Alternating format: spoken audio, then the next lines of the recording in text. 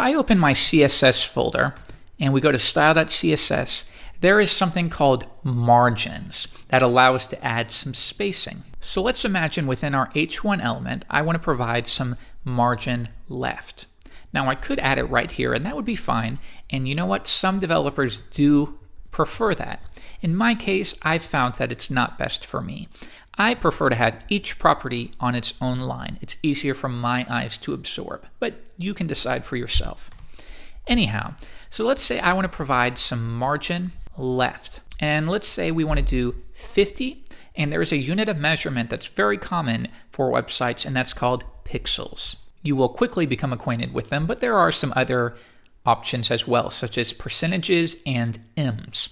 For now, we will stick with pixels. Notice again, my property name is margin left, then a colon, then the value is 50 px, and then we end it with a semicolon.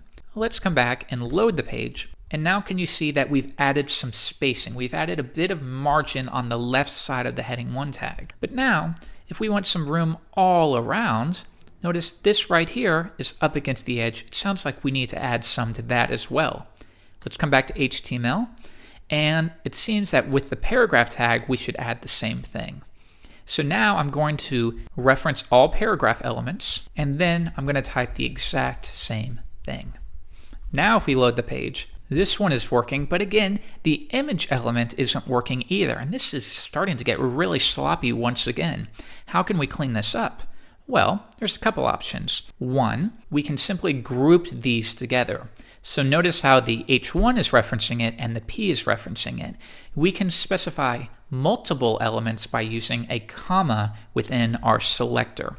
So I'm going to remove this, and now I will say get all heading 1 elements and, using a comma, get all P elements and apply margin left. If I load the page, we're getting the exact same effect, but we've cleaned it up a good bit. Still though, if we want to do the same thing for the image, we'd have to do comma image, reload the page, and now that's working. But we have another problem. We would have to do this for every single element on the page, and when we are referencing it like so, what if you have an image later in your document that you don't want to receive all of this margin? This is a bad practice. Instead, it's customary to wrap related material within something called a div, or there are other choices as well. In this case, we will use a div. Wrap everything we want to include within a div, and then I will indent it. So I want you to think of divs as a way to position your content. They do not describe your content. They do not style your content. They simply allow you to position it much more efficiently. I'll explain this a little bit more shortly, but now let's come back and say div. Reload the page, and notice we're getting the exact same effect, and that's because rather than being manual and saying get the H1, then get the paragraph, then get the element, we're saying get this entire bucket, get this entire container, and provide some spacing around it. And that's how I want you to think of divs, as buckets. When you wrap elements, any number of elements within a div or a bucket, you're saying, I'm going to put all of this stuff within this bucket. That way I can easily move it around when I need to, and I don't have to pick up each element or each toy or each item one at a time. I just pick up the bucket and move it around or position it however I need to. This is the only purpose of a div, to assist you with positioning or styling your content. Again, it has no semantic value. It has no specific stylistic value. It's just a bucket, but you'll find you'll use it quite a bit. For example, if we go back to NetTuts, you'll notice that the entire, if I zoom out, our entire website seems to be positioned in the very middle. And that is because this entire main section is wrapped within a div. And then we can say get that parent div and make sure that the spacing on the left and the spacing on the right is the exact same value.